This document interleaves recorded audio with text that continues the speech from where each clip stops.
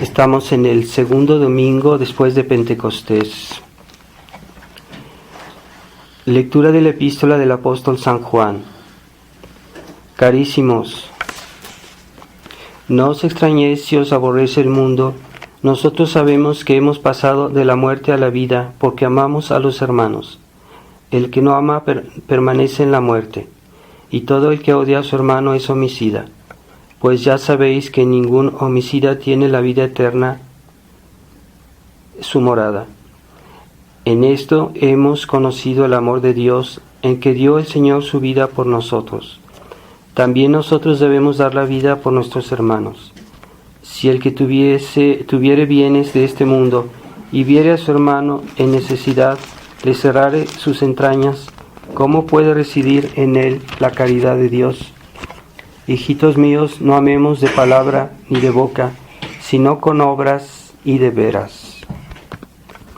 Continuación del Santo Evangelio según San Lucas.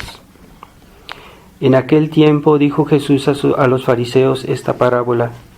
Un hombre dispuso una gran cena y convidó a muchos, y envió a la hora de cenar a su siervo para decir a los convidados: venid, todo está dispuesto. Y empezaron todos a excusarse. El primero dijo: he comprado una granja y necesito ir a verla. Ruégote que me des por excusado. El segundo dijo: he comprado 5 yuntas de bueyes y voy a probarlas. Dame, te ruego, por excusado. Otro dijo: acabo de casarme y así no puedo ir allá. Vuelto el criado, refirió todo esto a su amo. Irritado entonces el padre de familias dijo a su criado: sal luego a las plazas y barrios de la ciudad y tráeme acá a los pobres, lisiados, ciegos y cojos. Dijo el criado: Señor, se ha hecho como mandaste, y aún sobra lugar. Respondióle el amo: sal a los caminos y cercados y haz que entren para que se llene mi casa, pues os aseguro que ninguno de los que fueron convidados habrá de probar mi cena. En el nombre del Padre, del Hijo y del Espíritu Santo. Amén. Ave María Purísima, sin pecado concebida. Estimados hermanos, estamos en el segundo domingo después de Pentecostés. Esta semana pasada ha sido la fiesta del Corpus Christi, la fiesta del Santísimo Sacramento, este jueves pasado, y por eso también voy a hacer referencia a esta fiesta. Justamente el Evangelio de hoy nos habla de esta gran cena que organizó un hombre, un señor, y invitó a muchos, es decir, a todos los cristianos, se puede decir. Dios los invita a su cena. Esta cena puede considerarse la participación al cuerpo y la sangre de nuestro Señor en la Santa Misa, y esta cena está hecha para todos porque nuestro Señor quiere que todos participemos al sacrificio de la misa y al cuerpo de nuestro Señor. Vemos que de todos estos invitados, todos se excusan, dicen: yo no tengo tiempo porque tengo algo importante que hacer, y en realidad era cierto que tenían algo que hacer, porque lo que dicen aparentemente son razones suficientes, y por eso no van a esta cena. Entonces es muy impresionante que al final del Evangelio nuestro Señor dice: pues os aseguro que ninguno de los que fueron convidados ha de probar mi cena. Es signo de reprobación, de condenación, aquellas personas que no quieren participar a esta cena. Así que en nuestro tiempo siempre se hallan buenas excusas. La gente tiene esta propensión a siempre excusarse de esto y de aquello para hacer lo que desean, lo que ellos quieren, y faltar a misa, ¿verdad? Y nosotros sabemos por los preceptos de la Iglesia que la asistencia a la misa obliga bajo pecado grave. Es decir, si uno falta a misa sin una razón suficiente, hace un pecado mortal. Si uno falta a misa el domingo. Y hoy ciertamente la vida moderna es muy agitada, pide toma mucho tiempo, ¿verdad? Pero no hay que perder el sentido de las proporciones de lo que es más importante y lo que es menos importante. Entonces, muchos tradicionalistas yo veo que tienen propensión a sacrificar la asistencia a la misa por alguna razón secundaria. Muy fácilmente se excusan de ir a misa por esto, por aquello, porque alguien me invitó a comer, porque tengo un compromiso. Acuérdense que aquí en el Evangelio los convidados tenían razones importantes para faltar a esta cena. Sin embargo, nuestro Señor dijo que esos convidados, ninguno ha de probar mi cena, pero ya se está refiriendo a la cena eterna, al cielo. Entonces, cuidado, o sea, no hay que excusarse fácilmente de nuestros deberes de cristianos por razones humanas. Nuestro Señor no pierde el sentido de lo que es más importante, y nuestros deberes de cristianos son los más importantes.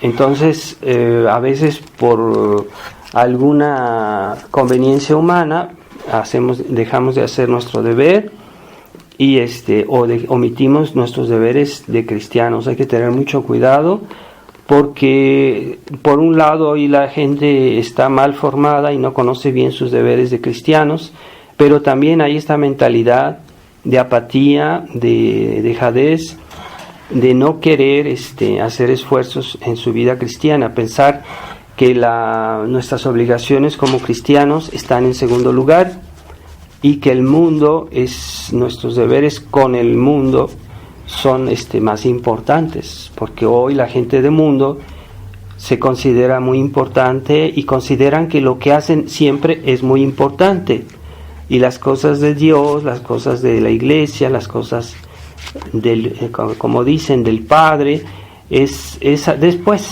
o sea, es facultativo, es una cosa que si quieren lo pueden hacer, pero es falso, no.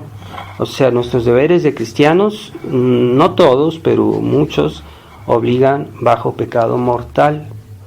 Entonces, las personas que tienen esa tendencia a minimizar su vida cristiana, pues están en peligro.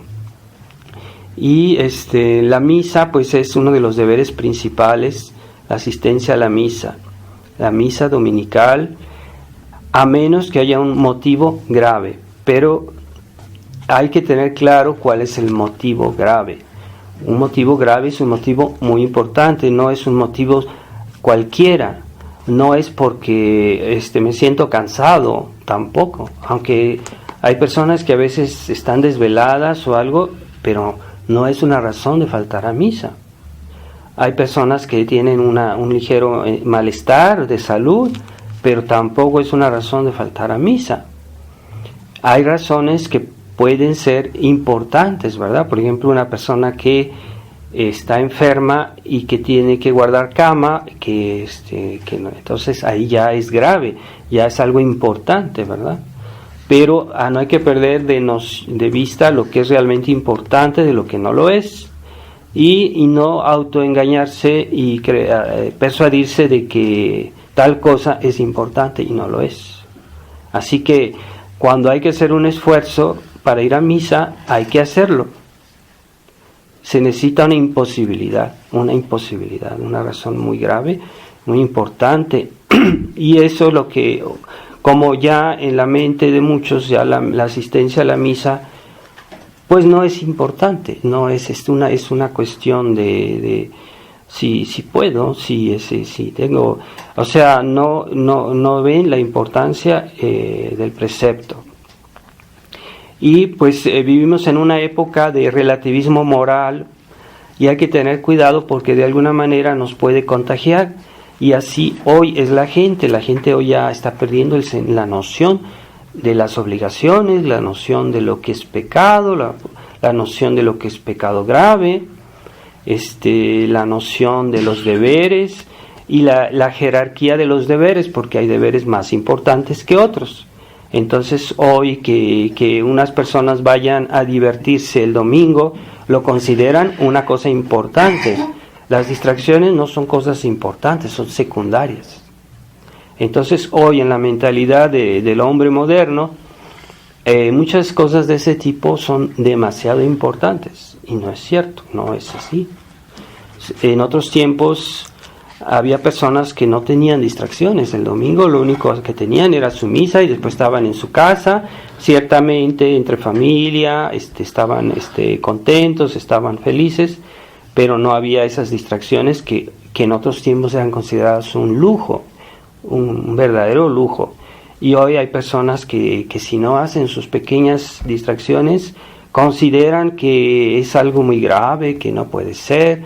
Lo consideran un derecho estricto, aquello que no es un derecho estricto. El derecho estricto son cosas más fundamentales, ¿verdad? Por ejemplo, hay cosas que son más importantes para una persona que las distracciones. Pero hoy hay que tener cuidado con eso, porque eso se contagia, y como hoy la gente vive así, y hoy si la gente no tiene sus distracciones, considera que es algo muy grave, que no puede ser, que entonces no. Entonces como cristianos se supone que tenemos la fe, y la fe nos dice eso, que lo primero es el domingo es honrar a Dios, es el día del Señor, es el día en el cual estamos convidados a esta cena, que es la Santa Misa, convidados a recibir la Eucaristía, porque es lo que Dios nos quiere dar. Qué pena que hay, yo he visto muchos tradicionalistas que van siempre a misa y que no comulgan.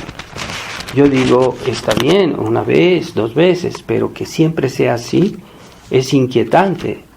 Entonces, ¿qué tipo de tradicionalistas? Se supone que nosotros estamos aquí porque estamos defendiendo la verdadera misa, la verdadera fe. Entonces se supone que tenemos estima de estas cosas y que las vamos a recibir siempre que podamos, con el debido atención, con el debido respeto, con la debida devoción, la debida preparación. Pero no es así. Entonces yo veo que muchos tradicionalistas son convicciones de papel, o sea, son personas que dicen que tienen que defienden la verdadera fe, la verdadera misa, pero en sus actos no se nota. Quiere decir que es simplemente una especie de hobby el ser tradicionalista, que se la pasan en internet horas para ver cosas novedosas, se puede decir chismes de la tradición, y pero cuando se trata de hacer sus deberes no lo hacen como debe ser, como la Iglesia lo dice, como está en el catecismo, está escrito, y entonces no se comportan como tales. Se supone que hoy en nuestra época el ideal más elevado, la causa más noble que puede haber, pues es la defensa de la tradición. Si vemos todo lo que hacen los hombres, todo lo que pasa en el mundo, ¿qué es lo mejor que yo pudiera hacer entre todo lo que hacen todos los hombres? Pues es ser fiel a la Iglesia Católica, a la verdadera tradición. Es lo mejor que puedo hacer, es la causa más noble, la cosa más que más se nos podía enriquecer, el ideal mejor. Bueno, se supone que cuando uno escoge un alto ideal, también tiene una vida que corresponde a ese ideal. Entonces, tengamos cuidado. Se supone que también nuestra vida debe corresponder a este ideal de vida cristiana más elevado. Pero sí, vemos que en los tradicionalistas hay también faltas de caridad, faltas de... y también incluso faltas en la doctrina, ¿verdad? Faltas en la doctrina como debe ser, ¿verdad? Pero también en la vida cotidiana se nota esa falta a veces ese deseo de imponer su opinión. Pero nosotros no estamos aquí defendiendo la tradición para imponer nuestra opinión.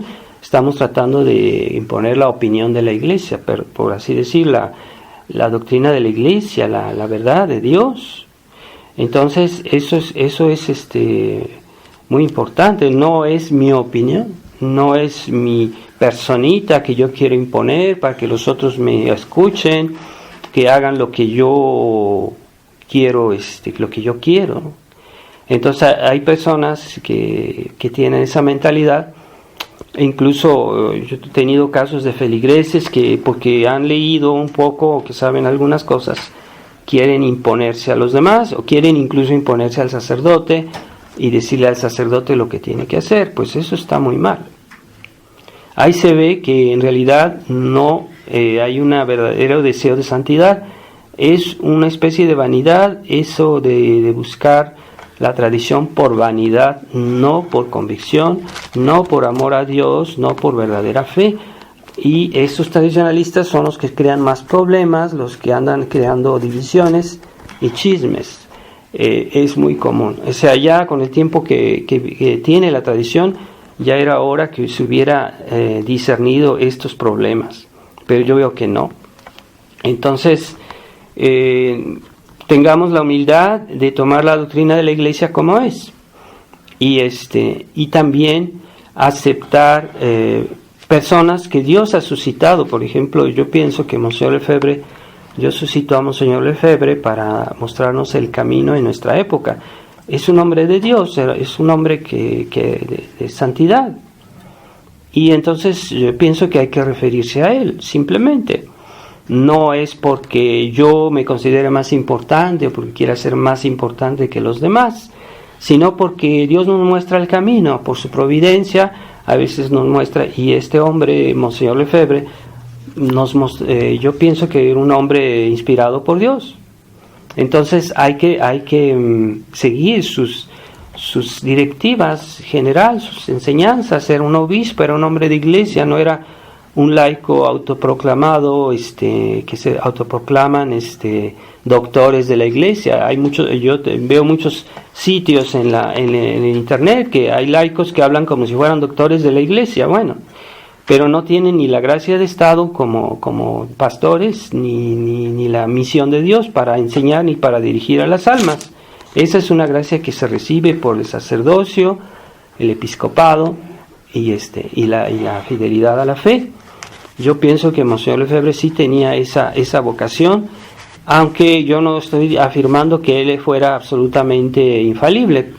Puede ser en algunos detalles, pero cuestión de detalle, no cuestión general. Así que en las grandes líneas sí hay que tener cuenta de lo que él nos enseñó, lo que él nos dijo, y vemos que aquellos que han seguido su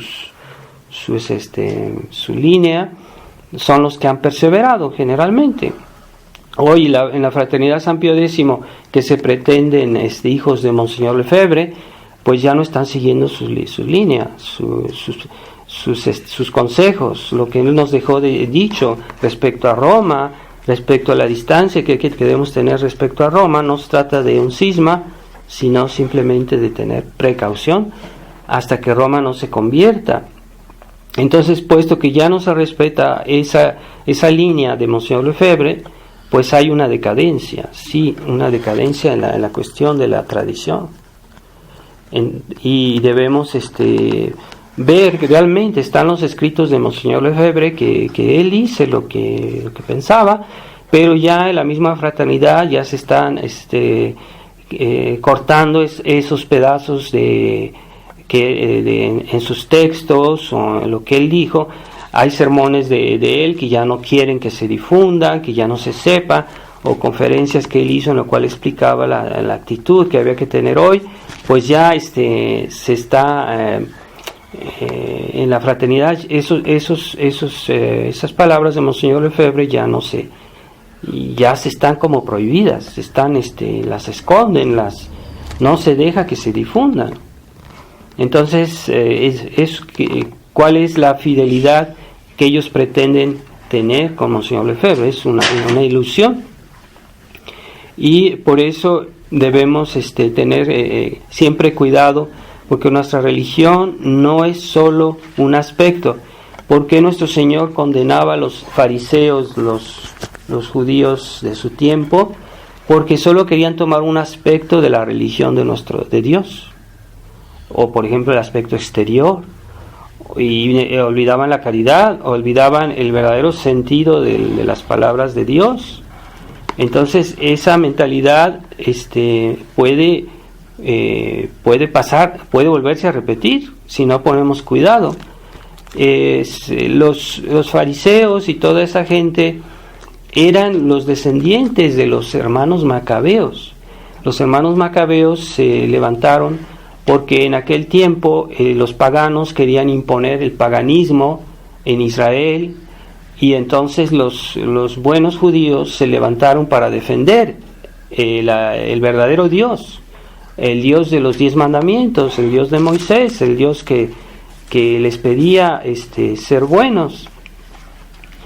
Entonces esos macabeos hicieron una obra muy buena de defender la verdadera religión en ese tiempo, y pelear por conservar la tradición de la época. Entonces se puede decir que en nuestra época estamos en algo parecido, porque hoy el paganismo ha invadido la iglesia, ha invadido el mundo. Entonces hay personas que por aquí y por allá reaccionan, quieren hacer algo. Está bien, excelente, ¿verdad? Pero cuidado, porque eso con el tiempo puede también terminar mal, ¿verdad? Y volverse una especie de fariseísmo. Así terminó en cierta medida, no vamos a exagerar, pero en cierta medida se deformó lo que hicieron los hermanos macabeos, se deformó y terminó en el fariseísmo, que es algo que nuestro Señor realmente condenaba. Así que tengamos cuidado. La tradición no es algo puramente exterior, de personas que van a misa el domingo muy bien vestidas para exhibirse, para mostrarse, que los saluden, que los traten bien. Yo he visto mucho de eso en la fraternidad. Una especie de respeto humano, quieren ser considerados, pero ya en su vida privada a veces tienen doble vida. Y bueno, eso es un problema humano, es un problema de costumbres, pero realmente lo más importante en la cuestión de la tradición, pues es defender la doctrina de siempre, defender la misa de siempre, defender la tradición, claro está, es lo más importante, pero también todo eso puede contar, ¿verdad? Cuando una persona, como dice aquí la epístola, si alguien no tiene la caridad, pues ¿de qué le sirve? ¿De qué le sirve ser tener el nombre de cristiano y de tradicionalista, si en su vida no se comportan? Yo conocí tradicionalistas que robaban, que mentían, sin ninguna vergüenza, y después querían ser considerados como personas honorables, y no lo eran. Así que, pues sí, estamos en una época en que hemos visto de todo. O sea, realmente cada día las noticias nos dan cosas de lo que pasa en el mundo, cosas de lo más horrible, de lo más impresionante. Los males se multiplican en todos lados, no solo en el mundo, sino también dentro de la iglesia, dentro de la tradición. Así que estamos obligados de tener más cuidado y de vivir un cristianismo auténtico. De eso se trata. No estamos aquí para exhibir nuestras personas, para imponer nuestra opinión, una especie de exhibicionismo tradicionalista, y eso ha causado tanta división y tantos problemas. Esos tradicionalistas que exigen al sacerdote que haga esto, que haga aquello, y no ayudan, no dan limosna, no colaboran, no apoyan al sacerdote, y cuando el sacerdote habla de ayuda, lo consideran interesado, consideran que pues está detrás del dinero, y no es cierto. El sacerdote necesita, de eso vive. El sacerdote vive del altar, vive del apoyo de los fieles. se supone que los fieles deben ayudar al sacerdote. Dios ha hecho esto de una manera que esa caridad mutua, ¿verdad?, del sacerdote da a los fieles las riquezas espirituales, los sacramentos, pero los fieles también deben ayudar al sacerdote, de manera que tanto el sacerdote como los fieles dependen mutuamente. Si solo uno da, sería injusto. Si los dos, si solo uno aparte da, pues sería injusto. Así que es normal que todos de alguna manera colaboren. Entonces hay personas que nunca ayudan, que son muy mezquinos en su ayuda económica, y ciertamente hoy, pues no en todos los casos, pero hay sacerdotes que viven necesidad, pero no se dan cuenta, no reflexionan. Es un problema de los países hispanos. Los fieles no comprenden las necesidades económicas del sacerdote. En los países anglosajones o los países nórdicos tienen eso, que ayudan mucho, que entienden las necesidades del sacerdote y lo ayudan económicamente e incluso materialmente, o sea, dan sus dos brazos para ayudar en labores incluso domésticas. En los países hispanos no se nota esa conciencia de los fieles de las necesidades del sacerdote. Eso es una pena. Y hay personas que son muy exigentes con el sacerdote, son justamente aquellos que ayudan menos, aquellos que hacen menos y que se portan mal. Son aquellos que son como unos pequeños tiranos y quieren decirle al sacerdote lo que debe hacer. Cuando no tienen la gracia de Estado para eso, no están ahí para eso. Dios no los puso los fieles para dirigir a los sacerdotes. Entonces, bueno, es el mundo al revés, ¿verdad? Como todo es hoy al revés, lo que vemos que pasa en el mundo, en la sociedad, todo está al revés. Las nuevas leyes, hoy las nuevas leyes están al revés. Se promueve el pecado, los que se portan bien son malos, los que se portan mal son buenos. Los que hacen el mal tienen derechos, los que hacen el bien no tienen derechos, todo es así. Pero debemos mantener nuestra cabeza en su lugar, porque esa locura que vivimos hoy del mundo, pues que no nos contagie, que a nosotros de alguna manera esa mentalidad nosotros podemos beberla en este mundo. Estamos contaminados de todo lo que hay en el mundo. De alguna manera nosotros también estamos afectados. Esa mentalidad liberal, esa mentalidad de compromiso, de deseo del placer por el placer, la minimización de los deberes, las obligaciones. Ya no hay obligaciones, cada quien hace lo que quiere, lo que le gusta, y también pues nosotros nos podemos contagiar de esa mentalidad de alguna manera. No pretendamos ser puros y blancos como la Inmaculada Concepción. No somos la Inmaculada Concepción. Así que a aquellos tradicionalistas que nunca se cuestionan, que nunca dicen, bueno, a lo mejor me equivoqué en esto, a lo mejor esto que dije no debería ser dicho de esa manera.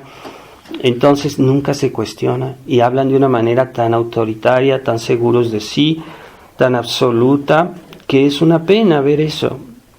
Entonces eso no atrae las bendiciones de Dios. Claro está, Dios no ama ese tipo de actitudes, no las aprueba, no las autoriza. Por eso en el Evangelio nuestro Señor dice, tráeme aquí, ve a la ciudad y busca a los pobres, los lisiados, los ciegos, los cojos, porque aquellos que yo llamé no quisieron venir. Aquellas personas que se consideran bien, no necesitan a Dios, consideran que en el mundo ellas son felices, que tienen ya todo lo que es necesario, que ir a misa pues es una cosa para personas sentimentales, para personas que nada más no saben lo que es importante, no saben lo que está bien, y entonces les desprecian, ¿verdad?, a las personas que dicen su rosario, a las personas que van a misa, a las personas que rezan o que rezan mucho, se escandalizan de ver una persona que reza mucho y casi levantan el grito al cielo diciendo cómo es posible que haya personas así. Es un escándalo farisaico ese de escandalizarse cuando una persona se porta bien. Y a veces también esas personas, cuando ven que un cristiano, puede ser que tenga defectos, una persona que es piadosa, que es buena, que hace bien sus obligaciones, puede ser que tenga sus defectos. Entonces los malos cristianos, cuando ven una persona así, dicen: mira, así son los católicos, así son los cristianos, mira cómo son. Y es el buen pretexto para que ellos se desliguen de sus obligaciones más importantes y que tienen defectos mucho peores, y así, de esa manera se pueden excusar y autojustificar. Entonces, ese escándalo que tiene a las personas que no practican, que no van a misa, que no se comportan mal, cuando ven que algún cristiano, puede ser que hay cristianos católicos que tienen defectos, que tienen problemas. Entonces esa es la buena razón para decir: bueno, pues yo no quiero andar con esa gente como que si fuera lo peor. No. O sea, ¿quién puede decir que no tiene defectos? ¿Quién puede decir que es perfecto? Así que la Iglesia católica es un gran hospital. Dios hizo un gran hospital para curar a los enfermos, para curar a los que andan con problemas. Un hospital es algo bueno, porque está ahí para ayudar a los enfermos, pero no porque hay enfermos en el hospital es algo malo. No, esa es la razón que la cual se quieren justificar las personas de mala vida. Entonces, ciertamente en la iglesia siempre habrá problemas, siempre habrá personas enfermas, porque Jesús dijo: ir y buscar a los pobres, a los lisiados, a los ciegos, a los cojos. Pero ellos por lo menos van a misa, ellos por lo menos van hacen algún esfuerzo. No son perfectos, pero hacen un esfuerzo. Entonces la santidad de la iglesia no son los defectos de los cristianos, es la santidad que recibimos en la misa, en los sacramentos. Esa es la santidad de la iglesia. No nos fijemos tanto en las personas, porque las personas, a veces hay blanco y hay negro, o sea, hay cosas buenas, cosas malas. Lo que hay de santo en la iglesia es de la iglesia. Lo que no es santo no es de la iglesia. Las enfermedades que hay en el hospital, pues no son del hospital. El hospital está ahí para curar las enfermedades. Pero sí es cierto que en el hospital hay enfermos con enfermedades. Entonces, pero esos enfermos por lo menos tienen la humildad de ir al hospital para curarse. Por lo menos tienen la humildad de reconocer que son enfermos. Ya es algo positivo. Y ya han comenzado ese proceso de purificación, de curación al entrar al hospital. Pero aquellos que no entran al hospital, pues ni siquiera pueden comenzar a curarse. Y ahí está el problema. Así que nadie delante de Dios puede justificarse, ¿verdad? Así que todos somos enfermos y todos necesitamos de la iglesia, necesitamos de los sacramentos, necesitamos de la misa, necesitamos de la comunión para curarnos. Pero no pretender que no tenemos problemas. ¿Quién no tiene problemas? Hoy hay esa tendencia, muchas personas que se confiesan y dicen que no tienen pecados, no encuentran sus pecados y no dan pecados, dicen que no tienen. Es falso, se están autoengañando. Hay santos que se confesaban todos los días, tenían algo que decir, porque si yo me confieso y no digo ningún pecado, pues estoy haciendo una confesión sacrílega. Si yo me confieso y no digo ningún pecado, estoy confesándome mal, porque esa confesión, esa absolución que me da el sacerdote me la da en vano, porque no tengo pecados. Entonces esa confesión está mal, estoy haciendo dar una absolución sobre algo que no hay pecados. Entonces no es cierto. Hasta había santos que se confesaban todos los días. Y la Biblia dice, hasta el más santo peca 7 veces al día. 7 veces al día quiere decir muchas veces.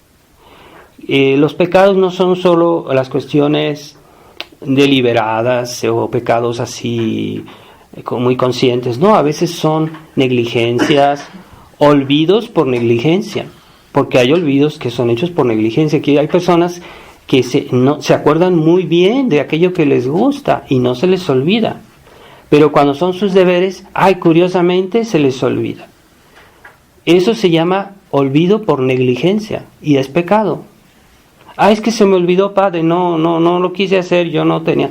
Sí, pero si hubieras puesto atención, no se te hubiera olvidado. Entonces es pecado. La lentitud. Hay cosas que yo podía hacer mejor o más rápido y no las hago bien o más rápido por negligencia. Eso es pecado. La lentitud, las omisiones. ¿Y cuántos pecados de omisión? ¿Cuántos talentos Dios me dio? ¿Cuántos talentos utilizo yo para servir a Dios?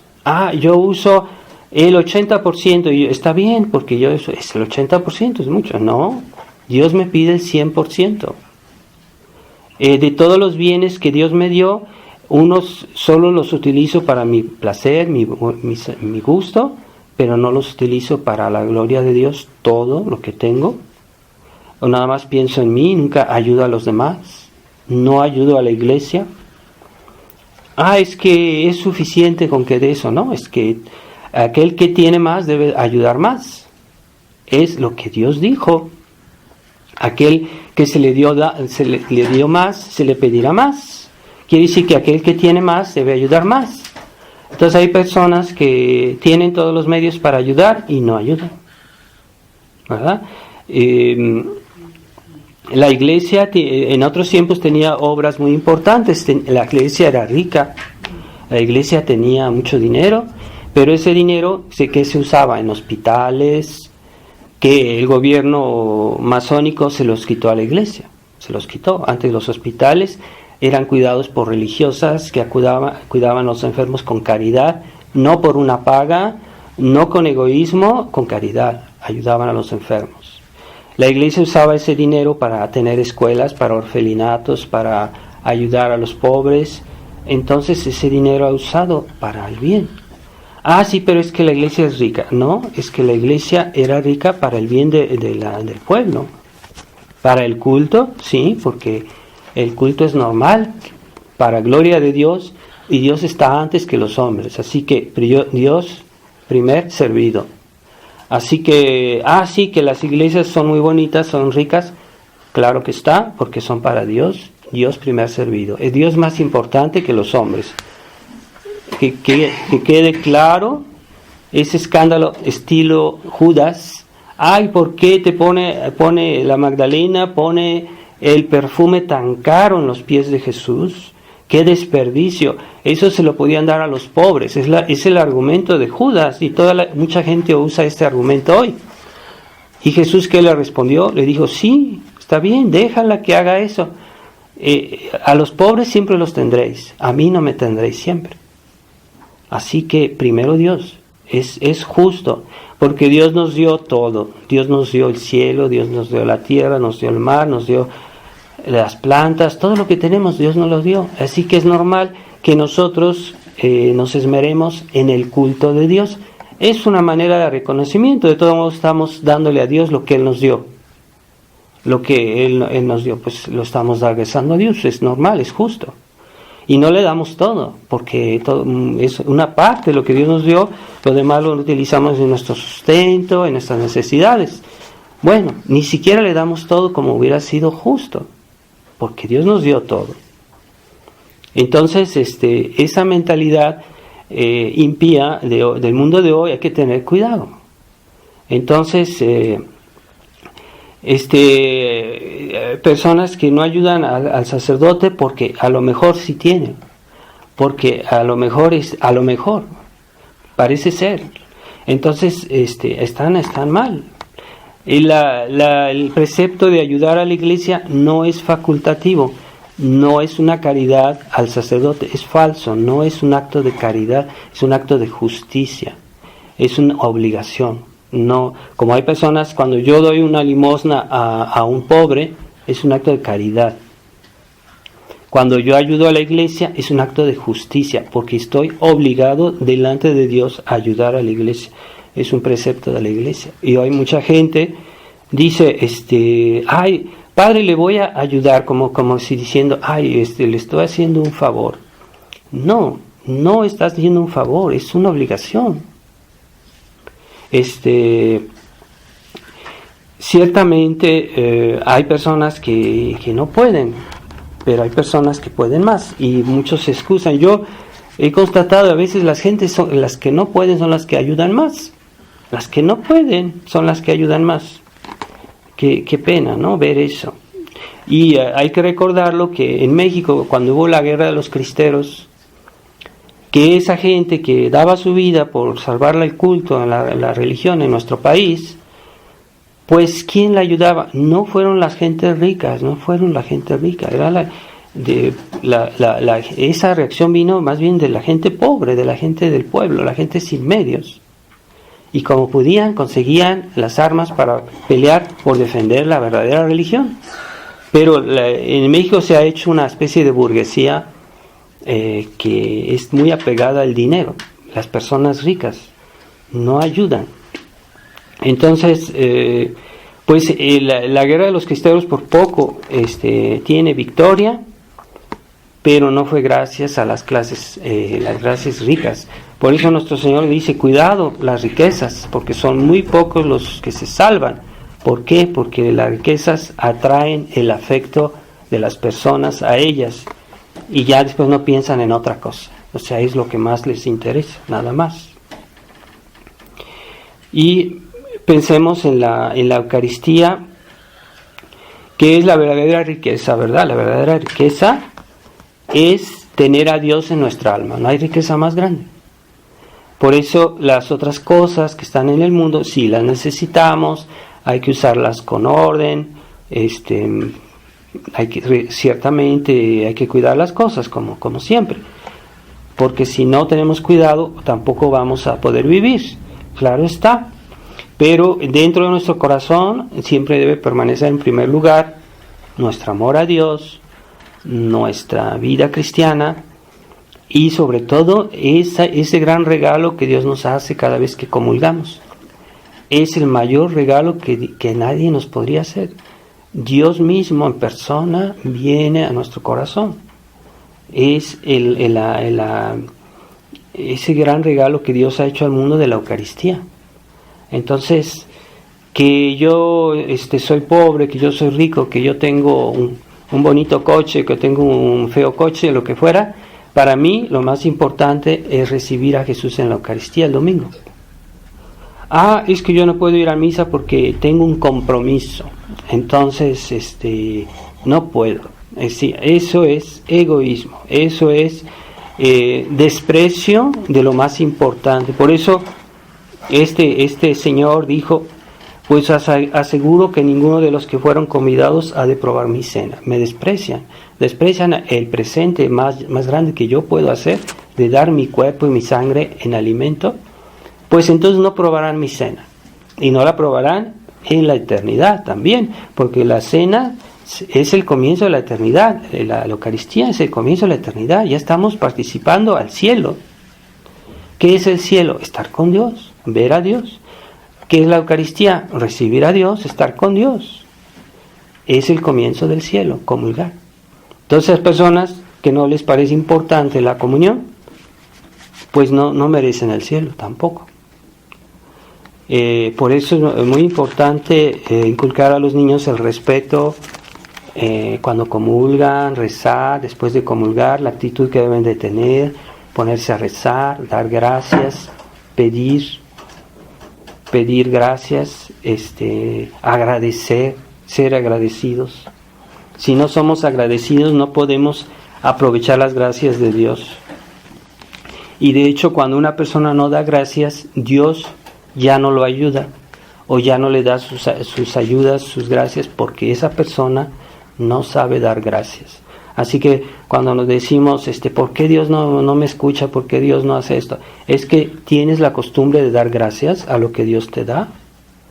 Entonces por eso Dios da las cosas con parsimonia.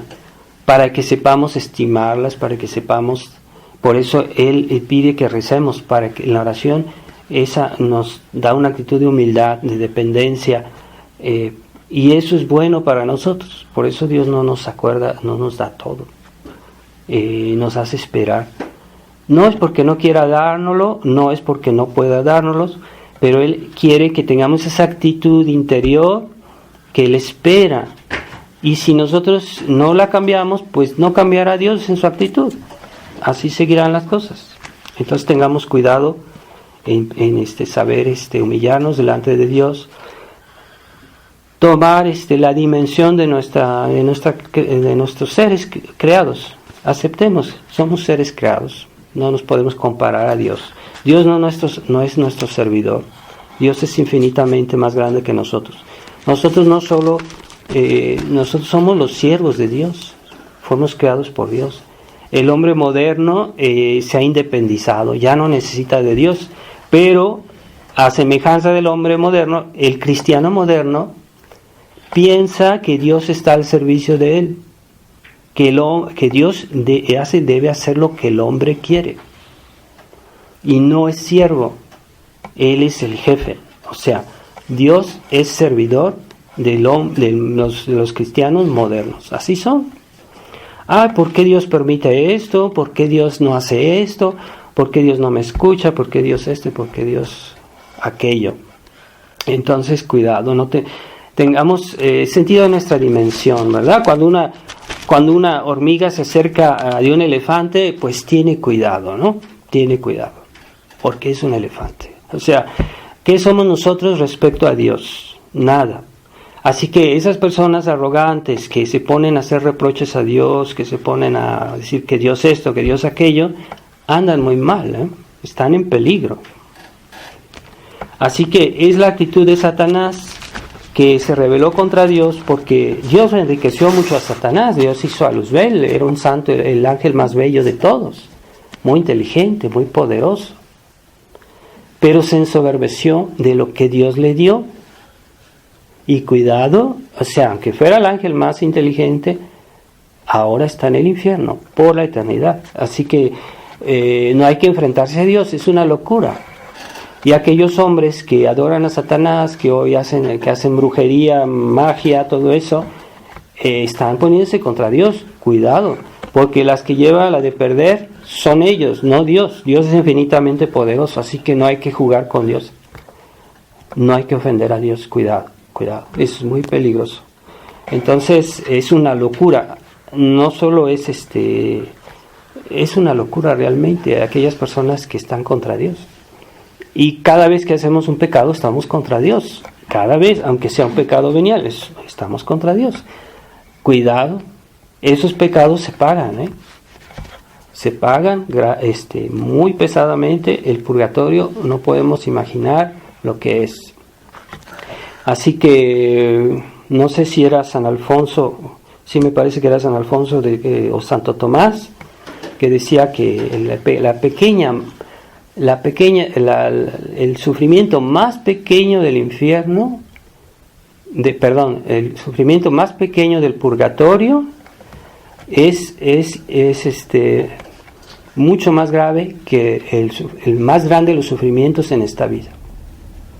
Así que cuidado, o sea, tengamos cuidado en ser buenos hijos, buenos servidores de Dios y acceder a la Eucaristía, a la Eucaristía con amor, con devoción, con piedad, con humildad. Pidamos esa actitud a la Santísima Virgen, que después de que nuestro Señor regresó al cielo, la Virgen comulgaba todos los días con los apóstoles. Los apóstoles decían la misa, la Virgen comulgaba siempre que podía. Ella no dejaba ninguna comunión. Es que solo el domingo obliga a la misa, solo el domingo obliga a la misa. Sí, el domingo sí obliga a la misa. Entonces en semana nunca voy a misa. Entonces no, la Virgen María no despreciaba eso. La Eucaristía todos los días comulgaba, siempre que podía. Ave María Purísima, En nombre del Padre, del Hijo y del Espíritu Santo. Amén. Santo, amén. Santo, amén. Santo, amén. Santo, amén. Santo, amén. Santo, amén. Santo, amén. Santo, amén. Santo, amén. Santo,